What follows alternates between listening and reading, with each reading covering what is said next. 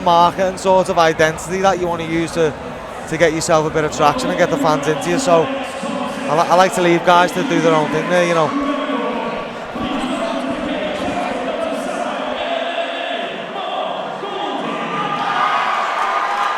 Straight into the next fight, we've got Mark Golding fighting out of Sapphire MMA Houghton.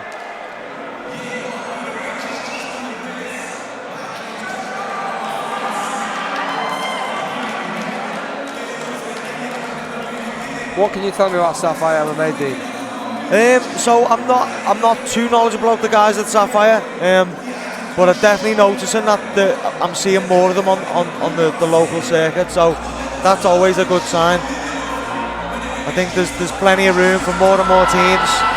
We're far from saturated yet, so I'm quite interested to see how Mark Golding looks tonight.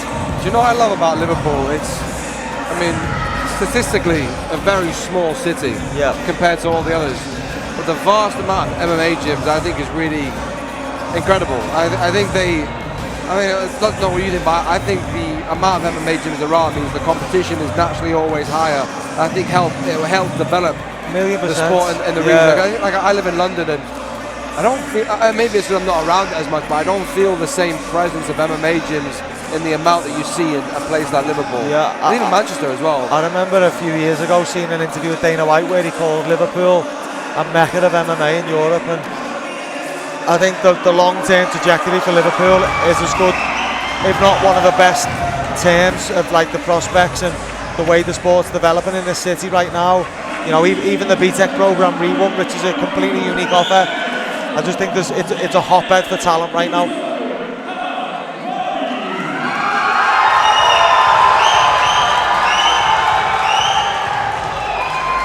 Hamad Rabi fighting out of Roundhouse MMA. He made his debut in March back on FCC and won in the first round via TKO. I had a little note there in the second minute of the 20. Are you a fan of angel numbers? Do they mean anything to you? I've got 222 tattooed on me. My number's 22 as well, by the way. Is it? Yeah? Good. There we go. That's my life path, number 22. So yeah, interesting. Yeah, I'll show you. There you are. That's my number. But look, I know the grappling level at Sapphire MMA is pretty high. So I'm expecting Mark to be bringing a wrestling heavy game plan tonight, and obviously Rabi's got a knockout or a TKO in his first fight, so I'm anticipating a grappler versus striker matchup. But I guess really like at this level as well, you kind of just figuring it all out as a fighter yourself. You're inexperienced, moments in the fight where you're probably going to go a direction which probably isn't in what the game plan is. I think it's very difficult to game plan at this level because there's not a lot of tape on your opponent. Your own fighter is still just learning how to perform under the big bright lights. It's hard to be giving him too much instruction. So at this level, it's about going in there with your A game and sticking to what you're good at. Fighting out to Sapphire MMA, Mark Golding. Bravely wearing UFC champion shorts, might I add. And across the cage, his opponent, fighting out of Roundhouse MMA, Hamad Rabi.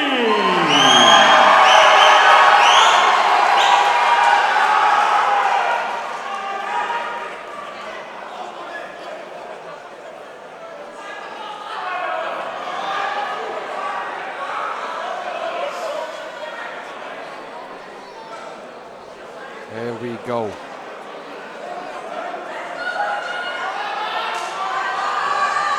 No touch of gloves. Yes. Golding straight on the boxing.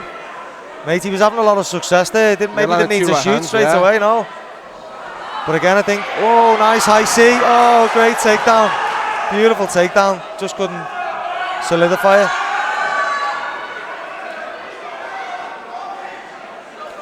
And like I was saying before, mate, like, you know, when you're coming in as a novice amateur, you know, it's hard to do everything. So Mark's obviously confident with his grappling. But even when he's winning the striking, he doesn't need to shoot. Just like now, it's going well for him on the feet, in my opinion. Just rushing it a little bit. I think he's rushing the wrestling a little bit. does that also just come into the first, the first minute of the fight? It's all those nerves, it's the adrenaline dump of it all. It's once you're a minute in, you want your fighter to start settling down a little bit.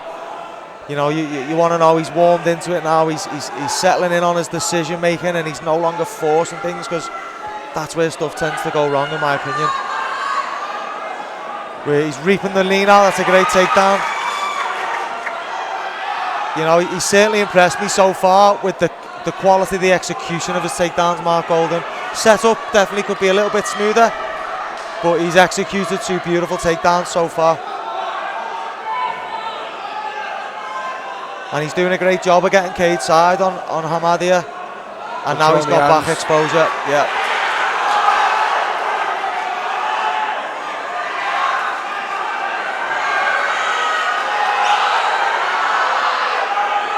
Hamad's not allowed to get to his feet there. It's certainly looking like the striker grappler approach that we thought. It looks like Mark just wants this on the ground, and Hamad really wants to keep this standing, but so far Mark's taking the fight to Hamad, and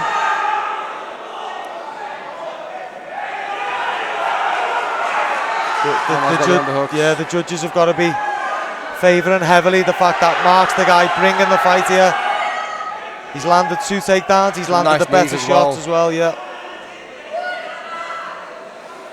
I was speaking to Brad Pickett not long ago, and he was talking about the importance of, working on the wall in MMA is so vital, because I feel like it's a really common position that people can kind of overlook in their training. Yeah, mate, beautiful hands. Some gyms. Nice right hand. Mark Golden needs to just stick with the boxing. He's stick with the boxing, mate. He's landing the better shots here. Hamad looking for the Kimura now. Mark's got to respect this. Hamad, if he commits to this here, could get a sweep. Should end up on top here.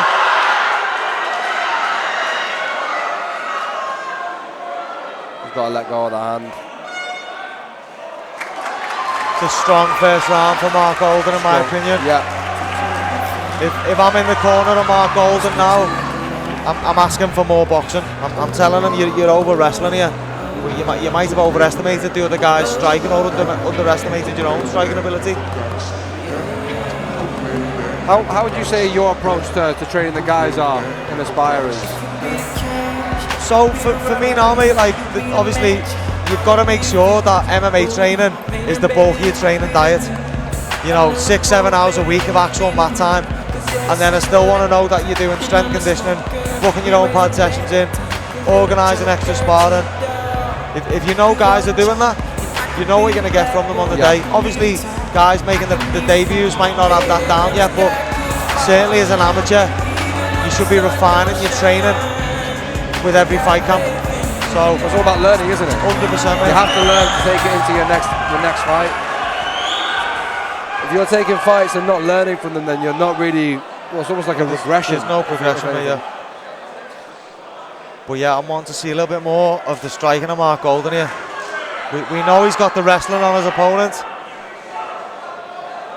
And sometimes when you're in Hamad's shoes, you're so worried about the takedown that you kind of forget to strike yourself. So nice right the more Mark keeps Hamad guessing whether he's going to shoot or he's going to strike, just like that, level change into the overhand right. I'd say immediately a lot more of a calm focus. Settled in now, yeah. Both guys are settled in. Didn't set up that takedown that much, and Hamad's landed a few nice shots here. Right hand, he's going. This could be it. This could be it, Paul. He's done the right thing here to put Hamad's back on the cage and smother him, stop the onslaught. Mark was kind of just standing there without moving his head. I think it all started from the takedown. He tried to shoot and it was just way off. It was just the distance management was off. But Mark Golden seems to be very tough. Using a bit of head movement now and countering. Much better from him.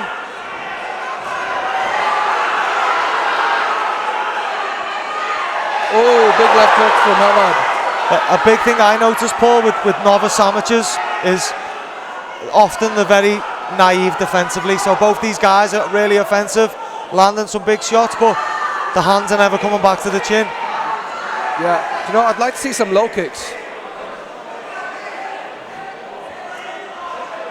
Again, just sometimes the smaller details, the head position on the cage, these are such big factors, but these are the things that you really sort of hone in on as you become a more experienced fighter. But right now, Mark Golden wants to try and get his head and his underhook on the same side and get in the well of the neck on Hamad. Let that clinch go too easily, I think. Nice left hook. That left hook's been landing for Hamad in this fight. When Hamad actually goes forward, he looks like he's going to finish. Nice job. Oh.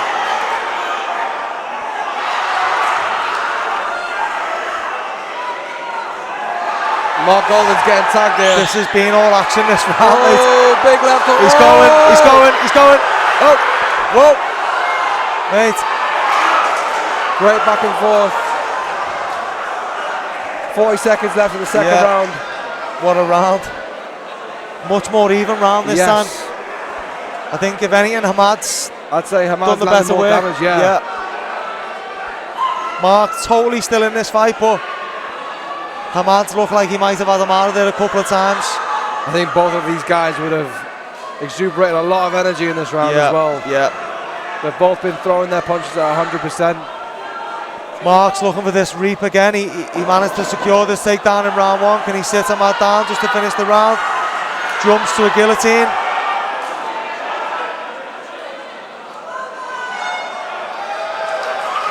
Great second round. Yeah. I'm saying that's a round apiece, Paul. Yeah, I agree. I think we're 1-1 going into this. Just looking at Mark Golden here, he looks absolutely knackered. Hamad seems to be breathing a bit better. Yeah, it's going to be interesting to see. What I would say, Paul, is wrestling is easily the most physiological demanding aspect of our sport, and trying to shoot takedowns is much more difficult than defending them, because when you're defending, you're using your body weight, you're using gravity density to your advantage. And when you're shooting, you're the guy having to, drive, you're having to move the weight, and you're the guy on the bottom often trying to get the takedown. So I think, Hamad's probably slightly fresher out the two, but everything to play for going into round three, mate. Again, if I'm in the corner of Mark, I'm asking him not to wrestle too early.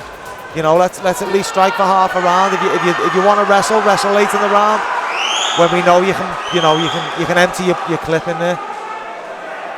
I think the takedowns need to be set up a bit more, because I feel like he's been rushing into them.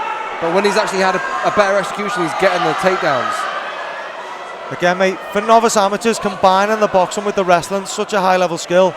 When Mark's boxing or striking, he's striking, and when he's wrestling, he's wrestling. Yeah. But as you say, if he was to connect the two, I think he did the takedown on first attempt. Nice left hook, right hand from Hamad.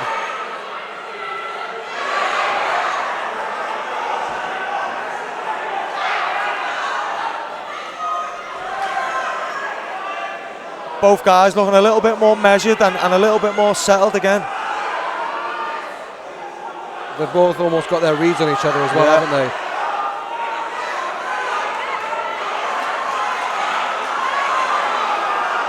Nice. Great volume from Mark Golden here.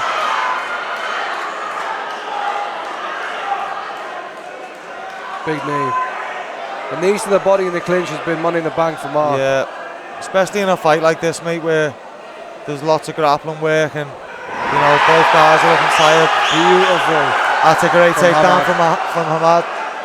And we haven't actually seen Hamad looking like he wants to take this down yet, but something I always tell my guys, if you've spent 2 rounds defending takedowns and in round 3 you shoot one, the other guy will not expect it. So Hamad certainly flipped the script there.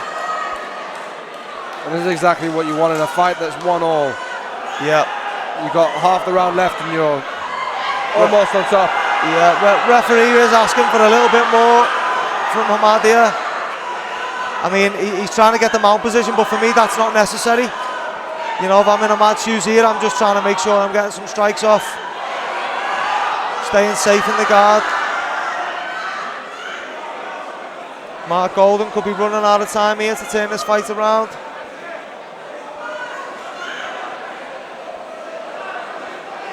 Mind the toes on the fence. Yeah. So hard though, isn't it, to not? Yeah, it's not natural instinct. I find that one rule a bit, I think it's a little bit dubious for me. Fair enough with the fingers, but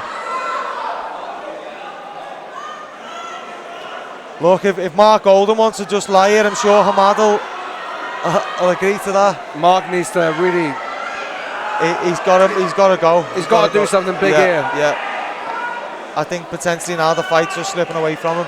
And to be fair, Hamad's not doing any major damage here. He's just chipping away at the body, but the judges can only score the action that they're seeing, and you miss 100% of the shots you don't get to take, mate.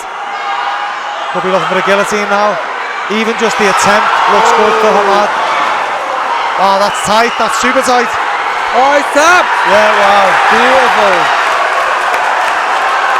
What a turnaround for Hamad Rabi after that first round. Great second round. And then barrels all the way to the last 5 seconds of the third round to get a beautiful guillotine. That fight slipped away from Mark Golden, didn't he? He was in control of that first round and he slipped away. I mean, you know, certainly round one, Mark looked like he had the striking, and he executed some beautiful takedowns as well. So take nothing away from Mark Golden. He looks like he's a solid amateur who's going to have a good career on the circuit.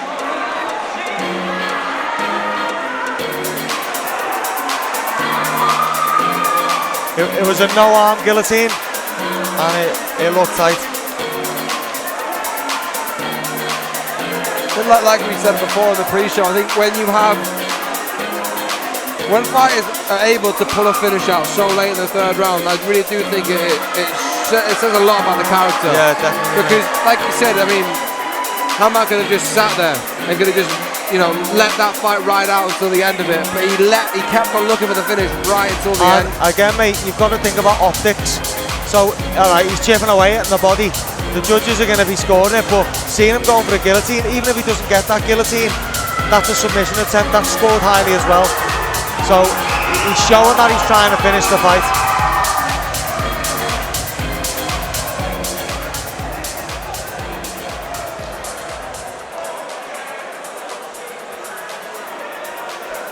Ladies and gentlemen, put your hands together for these two gentlemen in the cage at this time. Thank you.